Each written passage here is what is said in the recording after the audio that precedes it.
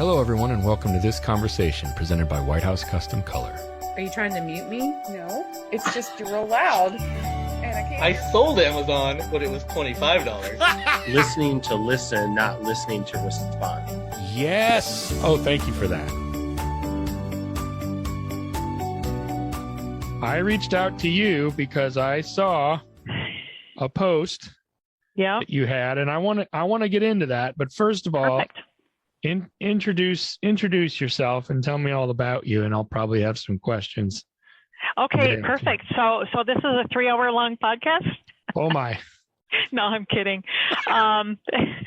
No, definitely born and raised small town Minnesota. My dad was a teacher and he's a workaholic, which I think I kind of got a lot of what he had because he could not take his summers off and not do anything. So he said, I think I'll do photography because that's, I can do all the senior pictures in the summer and the weddings in the summer. So he actually started a photography business. We lived in a house in the woods, by a river, and a small town. He was like the only photography in town, and our studio was in our home.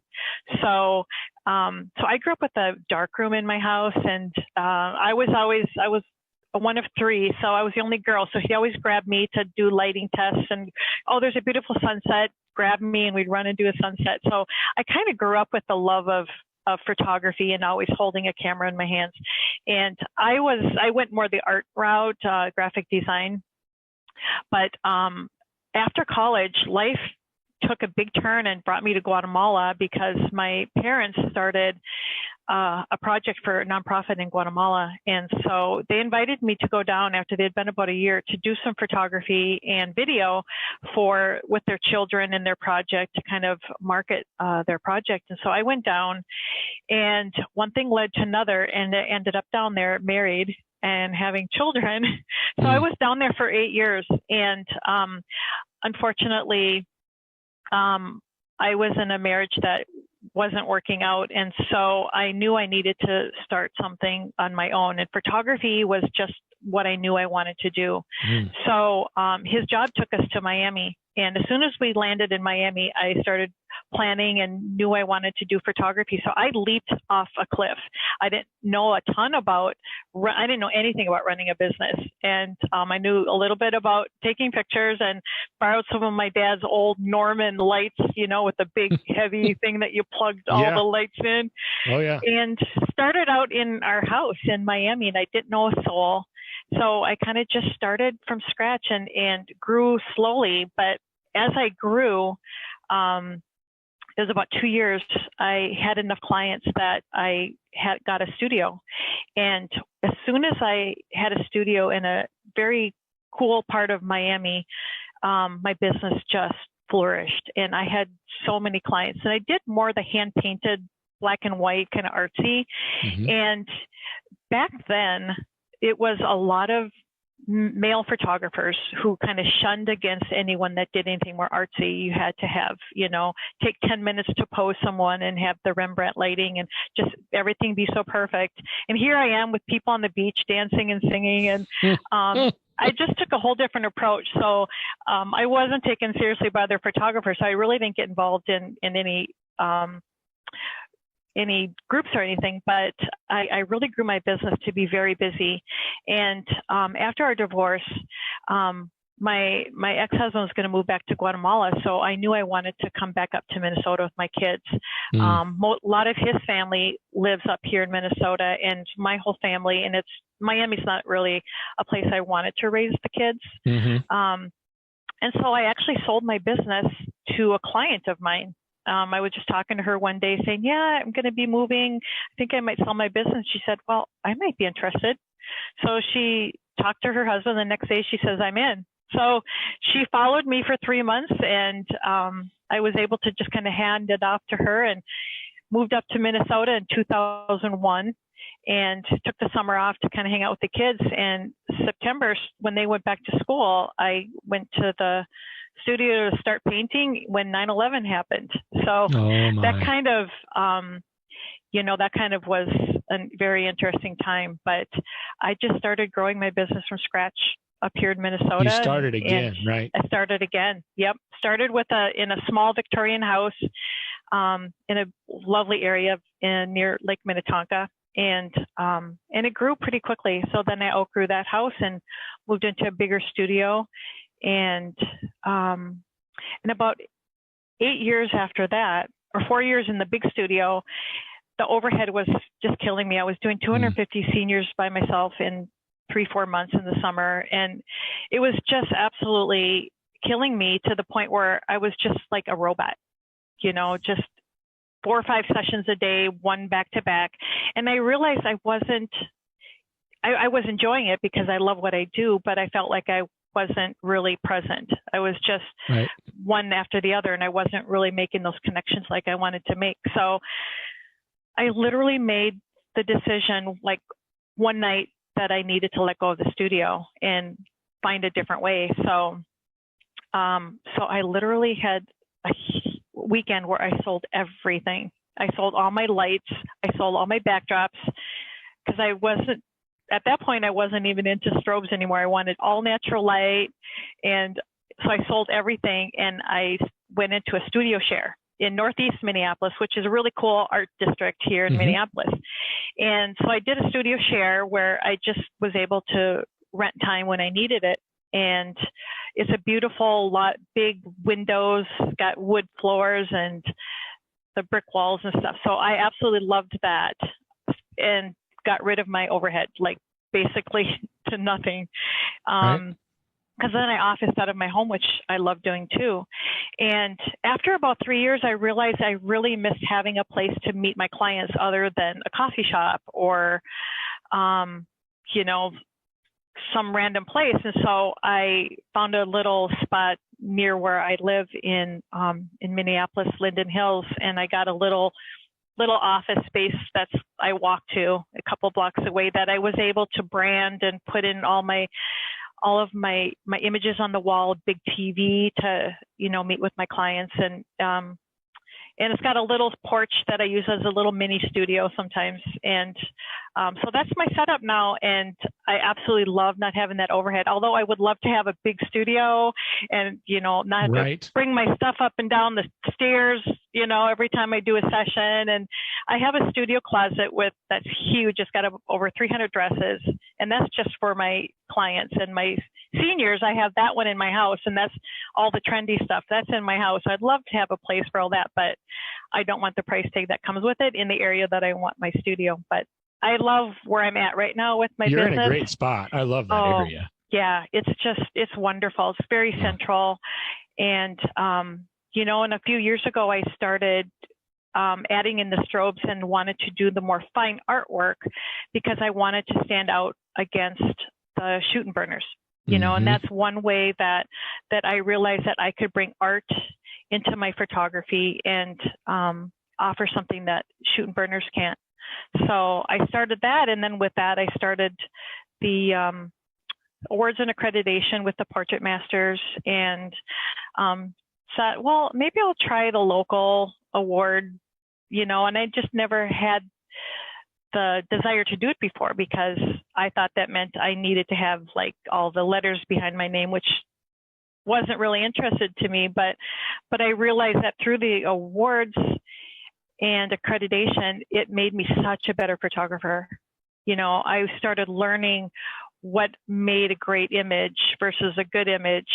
And it really lit a fire under me to kind of start really creating art. And so I now noticed offer that you to just my got clients. your fellow through them, right? I did. Oh my gosh, I'm just so excited. Yeah. Through That's the Portrait Masters.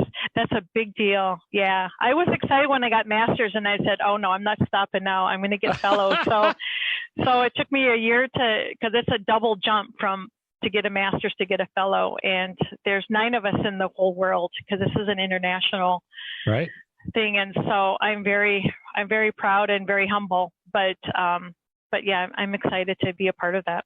So let me ask you about awards for a second. You've said some things that I've piqued my interest in a few different spots, but I want to talk about awards real quick because I feel as though I have experienced both sides of the spectrum. I have experienced people that I feel like are so award centric that they miss out on some things, right? Like if you get so caught up in the awards themselves, I think you can miss the point.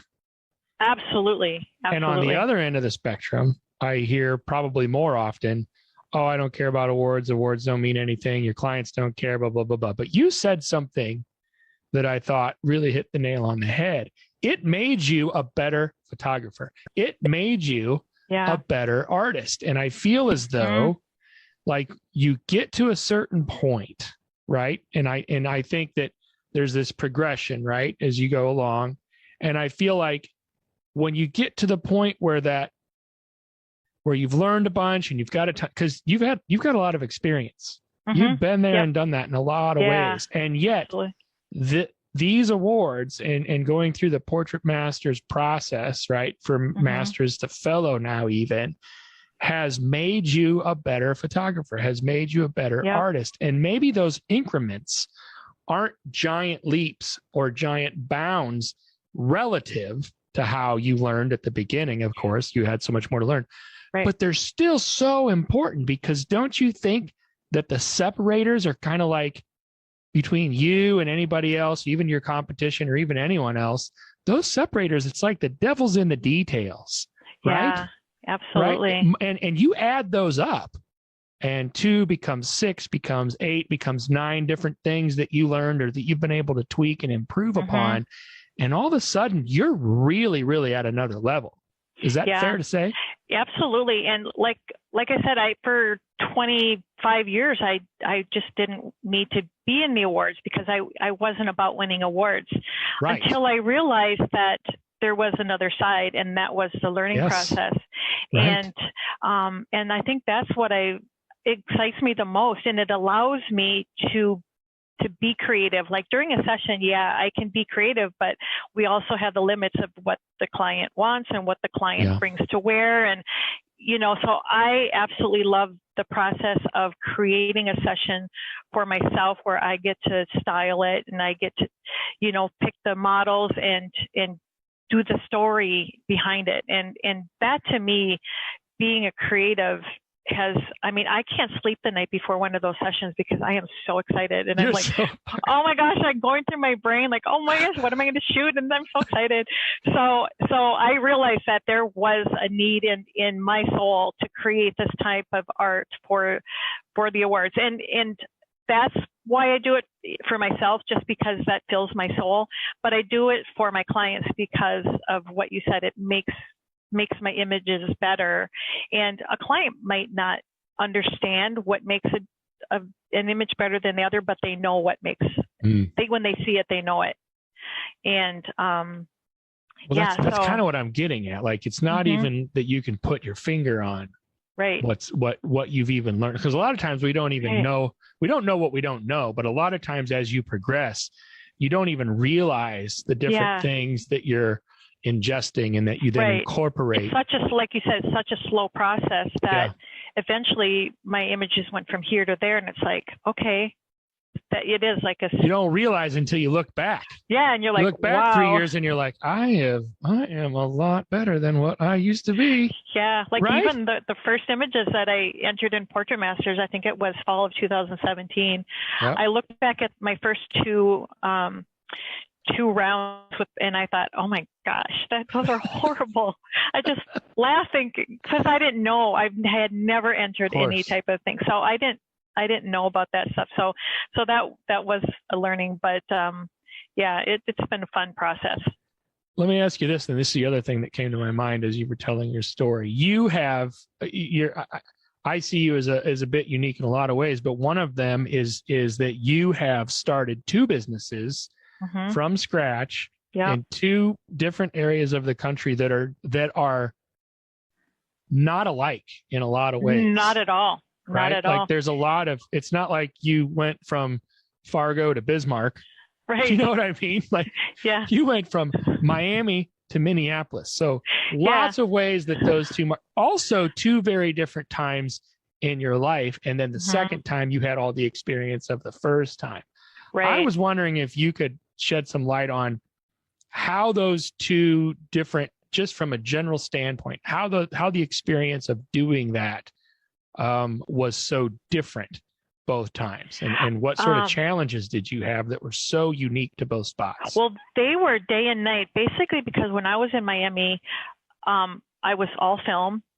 And that too. I was all film. There wasn't internet. And, internet was just starting. That too. So there was no computers. Wow. There was no education, really. There was nowhere for me to go to do a workshop, or there was a couple workshops way back when. But I couldn't just go on and YouTube and watch a video or Creative Live or nothing. And in Miami, they didn't do high school seniors at all. In fact, I think they still don't. And so it was just it was a very organic, hustle, very organic. But once I hit my stride, I did kids and families. That's pretty much all I did. Right. Someone talked me into doing a wedding once. I didn't want to do them. And I was a yes person back then. And so I started doing weddings, and by Thursday, I was like, oh my gosh, I have a wedding this weekend. And I loved the events. When I was there, I loved it, but there was so much pressure. Yes. And I just wasn't set up to do weddings. And so I did a handful of those. But so when I was getting ready to leave Miami in 2001, digital was just kind of coming on the scene. And, the back of the new cameras were like 30, 40 grand, because I had a Mamiya, and I think the back was maybe it went down to 15,000, but I didn't trust it because I didn't understand it. To me, digital was what people were getting off their little tiny cameras, and we're all pixelated. Mm-hmm. And so when I moved to Minnesota, I was still film, medium format, but I started seeing these images that were just beautiful, and they just had these glow to them, and I'm like, what filter are they using? So I'm like, buying all kinds of filters for my camera, and and you don't get to retouch film, it is kind of what it is, which is the art. Nowadays, people like that as part of the art of it. Right. But once I started learning about digital, I went to a workshop, and they were talking about, I saw all these beautiful images on the wall. And when the speaker started, it was all digital and Photoshop. So I literally went home, and I'm like, oh my God, I have to learn how to use a computer. Yep. I have to buy new cameras. I have to buy software. And so, but I did. I went literally cold turkey. And but it was about 2004. So that I did that. I made that change. I trusted in it. And I'm like, that's it. That's where I have to be. Normally, I like to be on the cutting edge of technology, but technology and me aren't great friends all the time. So I started and haven't looked back. And as an artist, digital has really changed the game a lot. And then, all the work, learning and making myself better, and getting to add high school seniors, which is sort of the bulk of my business right now. And then starting out already in that process, I didn't really have fear the first time in Miami either. I'm not a fearful person. I just jump and I do. And luckily it works out. I think maybe that's where my faith comes in. But in Minnesota, I wasn't fearful. I just never doubted it. I just knew it was going to work out. So you weren't scared either time? No, I wasn't. And for me, it was do or die. Especially in Minnesota, I was a single mom. I mean, I had two kids in middle high school, and I didn't have a choice to just, hang out and relax and, kind of do it at a slow pace. It was all or nothing. And I have such a passion for what I do. And after 27 years, I love it more than probably I did when I started. And I think having a passion for what you do helps. Not having that fear to, little things. I had fear over little things, but, I just dealt with them and got over them. But in the big scope, I just did it. And how do you avoid the burnout? And I ask because you've said the passion word, you've used the passion word, which is good. But I'm always, in my mind, I have a red flag that goes up because first of all, if you are doing for a living what you're passionate about, that's awesome, right? Mm-hmm. But I'm always leery about it in that, what if your passion, becomes something that you get burned out on, and then More all of of a a sudden, burden. Yeah. well, yeah, right. And then you're doing for a living what once you were passionate about, but now you can't stand. And I'm asking because I've seen it and I get it. Yeah. So how do you, 27 years is a lot longer than most also, right? Yeah. How have you sustained that? I wish I knew that. People ask me that a lot because I do, in lots of conversations with photographers, I see photographers get burnt out so easy. And I see those conversations and I just don't. I don't know why. You just don't. I wish I had a great answer for you. I am a very positive person. I mean, I literally don't think negatively very often. And I think, I don't know, I guess maybe by the end of a busy summer, and in the fall, that's super busy here because our season here is compacted. I do get a little burnt out, but not to any point where I don't love what I do. Right. I think what I do, I just love all my clients and the process. Yeah. I love the whole process of doing the session and having fun with them. And I love the process of editing and transforming the images. And so I think I love all the whole process. I think what happens with a lot of photographers is when they get into photography, they think, oh, this is fun. I just get to go take pictures of people and and I'm going to make a lot of money. They don't realize that that's 10% of what we do. Right. 90% is having the constant hustle of marketing, especially with seniors, because you have to get a new batch all the time, and it's the technology and it's the calling and it's the Photoshop and it's the sales. People don't like sales, and it's the production and it's the fears that are in it. And so I think a lot of photographers get caught up in that 90% of what they don't love about photography. But I don't know. I just love pretty much everything except the accounting, but I hand off what I don't enjoy. Like in the beginning when I started, I hated sales. I hated it. I would have given everybody everything because I just loved everybody. It's like, oh, they're my friends now. Let me just give them everything. Yeah. And so I hired someone to do my sales for me. And I had someone do my sales up until I let go of my studio 7 years ago. I think that's a fantastic solution for that issue. Oh, for anything you don't like. Like if you don't love the editing process, send it to a retoucher, Right. Right. I think people a lot of times burn out also if they don't have the right balance between their home life, their family life, and their work life. Mm-hmm. And things get tough, and then they're not seeing their family, and so they're not reaping rewards, or maybe they're not making as much as they want because they're undervaluing themselves, and so they feel like they're struggling to keep their head above water. So there's a lot of reasons for burnout, but I've been lucky. I haven't been burned out yet. I don't think it's luck, though. I don't know. Maybe it's just frame of mind. I don't think it's luck. Yeah. Now, luck might be a very small factor, but somebody told me. We talked about you at one point quite a while ago, and they're like, you have to talk to Annie. She's so positive. She's one of the most positive people I know. And I thought, I love that person. I can't remember who it was. I talked to a lot of people, and but I know that happens. Yeah. It did happen. Somebody told me that about you. And that was intriguing and encouraging to me. Yeah. And especially during this last year, when you're having these conversations and somebody starts talking about how positive somebody is, I felt like I was drawn to that even more. And you brought it up yourself too. So I want to know, this might kind of tie into what it is that I also wanted to talk to you about, which was the connection piece. Mm-hmm.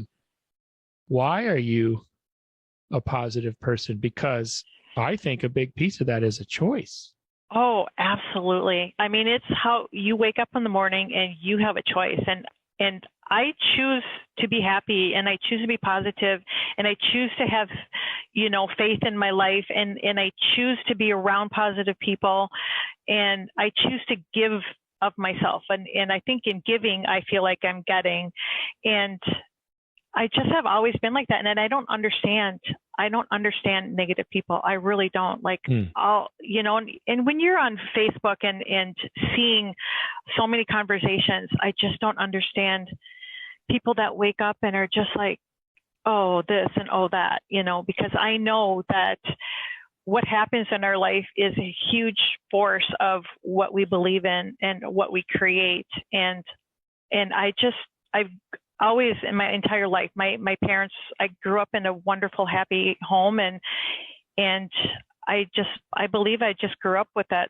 Maybe I got double positive genes. I don't know, but, from both sides, but it is a choice. It really is. I think even the person that's negative and sees the negative side of things can become positive, but it takes work, and it takes faith, and it takes trust. And, I just choose to look at the happy. What do you say to the person, especially again, this past year and a half? It's been harder than most, right? I think for most, it's been harder than most other years. Yeah. I think it's safe to say that. What do you say to the person that might, because first of all, there's going to be someone that hears this and says to themselves, that's a bunch of baloney, whatever. Okay. Let them, because they're negative. They're the negative ones. Sure. And everyone's entitled to their own opinion. Someone that says that's where they're going to be. That's where they're going to be. Right. What do you say to the person that is struggling with negativity, or they're in a hard spot or a rut or whatever they're at in their life right now, and they hear what you say, and it rings true to them, like they hear the truth in it, and they think to themselves, yeah, that sounds about right, but I'm not there, and I don't know how to get there. Yeah. Yeah. What sort of advice do you have for somebody that finds themselves in that position? I would tell someone like that to maybe start journaling, and journal positive things that are in their life. Just write down everything in your life that is so good. And I think I honestly feel like negativity weighs more than positivity in people's minds that are negative, because I think they could have 10 amazing things happen to them, one day, and one little negative things happen, and that's what they're going to concentrate on. And they focus on that one. Right. Yeah. However, I feel projecting something out in the world, I think happy and positive makes a bigger impact. But a person that will dwell on that negative, I think, will not see the positive. So I would just tell them to start writing down everything in their life that is really, really good. It sounds like you're talking about gratitude. Oh, you know what? That is so funny, because that is a huge word for me. I do. When I pray, a lot of times I pray for people, but for myself, I just give myself moments of gratitude where I thank my Creator for the good things that have happened to me. Like every day, I try to take 5 minutes at the end of my day before I go to bed, and I just do prayers of gratitude and thankfulness. And I think that's a huge thing in a positive mindset too, is being grateful for the good. And one thing too is you have to understand that not everything in life is going to be great and happy, and things happen to us no matter how positive we are and how happy and how hard we try. Things are going to happen that are negative in our life, but it's how we choose to face that. And I've always faced it as a learning tool, sort of like getting a bad score in an awards. I don't think of it as something horrible. I think of it as a learning tool that, I'm going to learn about that and learn what I did wrong so I can be better.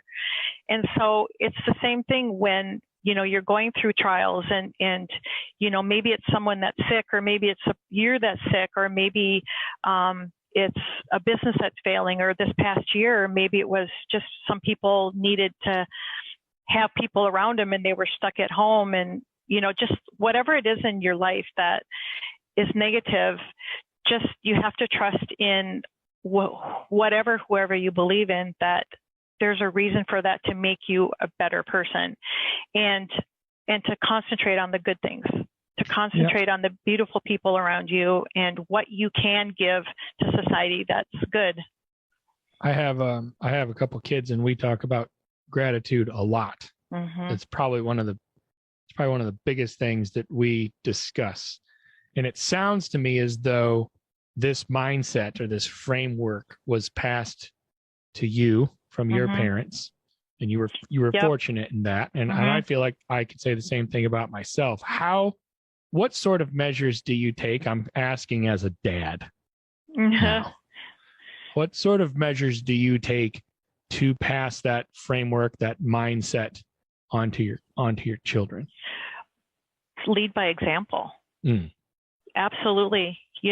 My kids tell me all the time how they got positive things from watching me. It's not necessarily, I mean, we did have conversations. I mean, they're adults now, and, we still have conversations about that now and then. But growing up, I knew that it was, especially being from a divorced family. And when I moved to Minnesota, their dad was back in Guatemala. So, there was, I was kind of dealing with that as well, and trying to keep them on a positive vibe that way as well. But honestly, I do believe they see everything we do, and they listen to everything we say, and how we treat other people. And I remember teaching them to do kindamosities, and I think it was a word I just made up. And and I said, that's just like random little things you do for people. Like when you see someone with their arms full, go help them open a door. Or just when you see someone in need, even if it's tiny, to help them. And another thing I do is just random people, I will just compliment them on anything. Like you see someone in a store, like and you're kind of shopping beside them, say, oh my gosh, I love your scarf. That is so beautiful. And you will see people just perk up and just their eyes light up for just one little comment. Maybe they've had a hard day, or maybe no one has paid them a compliment in forever. And so I taught my kids that. And I remember a couple of times my kids coming home was like, oh my God, Mom, I did a kindamosity today. So, it's lead by example. I love how you say the little things, because I think sometimes it's easy for us to dismiss or convince ourselves, right, not to take that little leap into saying something or doing something, because we can convince ourselves, oh, it's not that big of a deal anyway. But I'm also struck by the other side of that, in that isn't it something how little it takes to really make a huge difference in someone's day? Like that, you mentioned it, that little moment, you see it on their face, you see it in their expression and their body language and their whole countenance. And also when it happens to us, every so often when someone does something or says, how that feels. Absolutely. It can change your whole day. Yeah, you start skipping and singing, and I'm the kind of person, I'd rather be on the giving side of that. I love making people happy and feel good. And so if I can, change someone's outlook that day, or change, they might just go and do that to someone else. And then, it kind of grows. So when you say, is it say it again, kindamosity? Kindamosity. It's like generosity and a kindness and a generosity kind of in one word. So kindamosity. Like kindamosity. Yeah. All right. Maybe we'll make it a dictionary thing. Well, I'm going to, you introduce something like that, it starts getting used enough. And then all of a sudden Webster's is like, kindamosity. That's a word now. There we go. Yep. Let's do it. Tell me this, and finish up with this, if you would. I would like to know, especially given your outlook now, and getting to know you a little bit and the kind of person that you are, how are you choosing to view this year? We're about a quarter done, right? And your compressed big season is really on the horizon, right? Yep. What are you doing? What are you thinking? Like, how are you going into that this year, all things considered? You mean because of COVID, or just in general? Yes. Yes, yes. All of it. COVID has not really changed how I've run my business. Yes, last year with our shutdown, I had literally just launched a campaign where I was going to photograph 50 women over the age of 50. It was my gift to women to sort of shed light on how amazing women are as they're aging, because I think society kind of pushes us, I say us because I'm over 50, back. And I think women think that their value goes down. But my goal with this campaign was to show women that absolutely they are powerful, strong, and amazingly beautiful. Yeah. And so I literally had 25 sessions on the books from mid-March till June. And I think I did one, and then they all got postponed.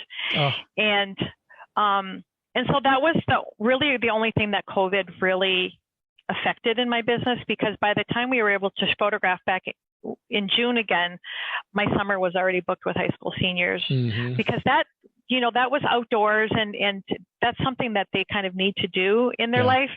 And I found that parents wanted to give their kids a better, bigger experience because they were missing out on a lot on the school end. So this was something that they could give them. So they were, booking bigger sessions. Their orders were bigger. They were ordering bigger products, and they just wanted to have that amazing experience. And so I actually had a really busy year last year. So are you not going into then this year? I'm not phased very much by last year, or are you essentially taking the same attitude and mindset into this year that you just always do? I am finally rebooking the women that I had to postpone last year. So I'm trying to rebook them into by the end of June, when my summer starts with my seniors. But the seniors come, you have faith in my, I do have this little fear, like every spring, oh my gosh, what if nobody calls me, Right. But I'm taking steps in my marketing and, word of mouth, and I know they're starting to call already, and I know my summer will fill up, and I honestly don't really think about it. But yeah, I guess I'm not letting COVID stop me, unless there's like a governor saying, okay, stop. Right. Unless the law says stop. Right. But, because, the safety obviously is number one important. Of course. But at this point, it seems like everything is starting to open up. People are getting vaccinated. And I honestly don't feel that it's going to be, it'll be less of an issue than it was last summer. Sure. But luckily I'm in a market with the seniors that, and families too. I mean, they came in droves in the fall. So, I'm just taking it one day at a time and positively. I think your positive attitude is something that everyone can learn from, myself included. Yeah. And if there's any naysayers, I'm happy to have a conversation with you. Oh, there you go. Well, yeah, absolutely. Hope you don't regret saying that. I won't. I love talking to people and hearing their stories, and, hopefully, me too. Good. Well, I appreciate you spending time and telling me yours. This was wonderful. Thank you. It was really fun chatting with you. I appreciate it. Until next time, and maybe we'll see each other in person someday. Absolutely. Well, when you come to Minnesota, let me know. I'll take you out for lunch. Thanks for joining me. All right. Thank you. Hey guys, thanks for watching this conversation presented by White House Custom Color on YouTube. Be sure to check out our other content and click that subscribe button right there. Right. Right there. It's there somewhere.